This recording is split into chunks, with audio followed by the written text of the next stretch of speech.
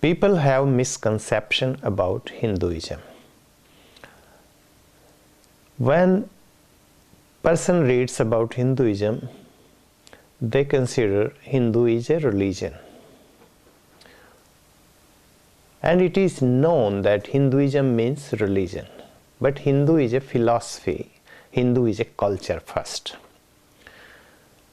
Actually, Hindu is a very, very ancient and very big culture. And it is considered very rich culture.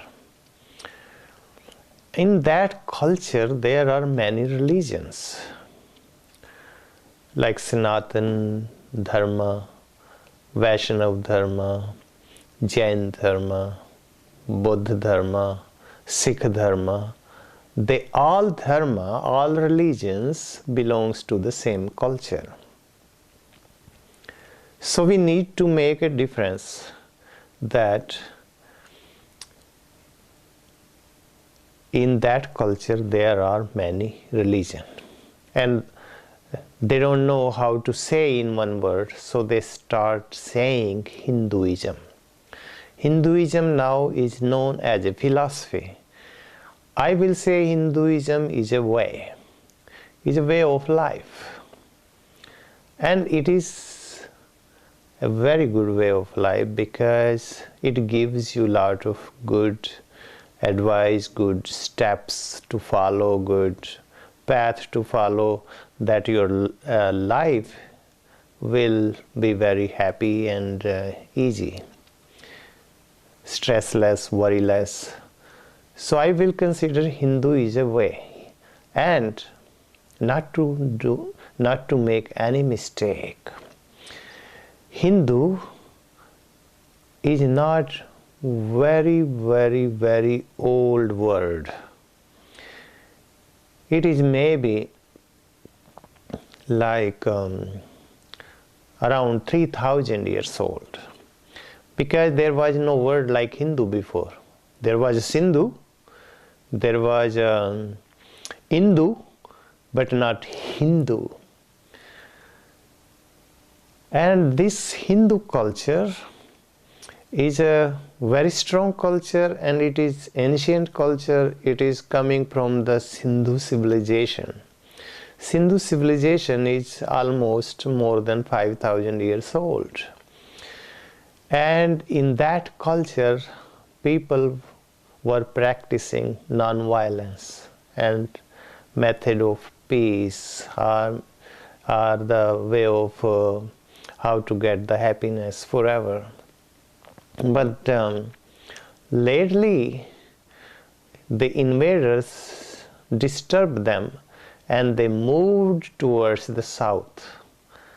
Now those people who were practicing non-violence and peace, living with harmony, they have to move from there. They were Dravidian. Dravidian were the followers of the Shraman Sanskriti. They were Samanopasak. They used to like the people who follow always the spiritual path. So in Hindu, they took the path with them, and they were still following until 8th century something happened. After 8th century, those people just follow strongly only rituals, and they forgot the real principle of non-violence and real principle of peace and real teachings of the Samanas. And Samanas were the selfless people. They were teaching the society selflessly. They didn't want anything to get from them, and they were advising them. The society was very peaceful, but now it is more rituals. Rituals also in front of statues more. They are not bad rituals, but sometimes they go too long. They are boring.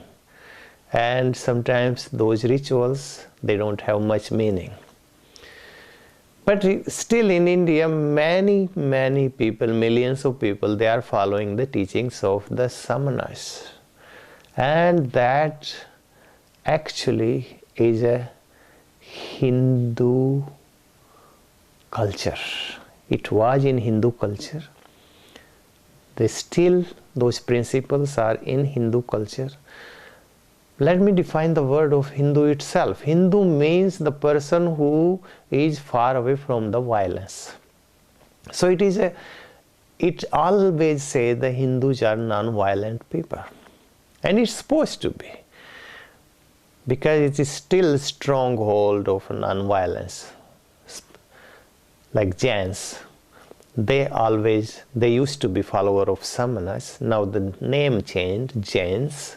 So they are still following strictly the principle of non-violence. And that's why in Hindu culture, non-violence is the biggest principle. We have a slogan about in Hindu culture, Ahimsa Paramo Dharma is the greatest dharma, if you follow the principle of non-violence.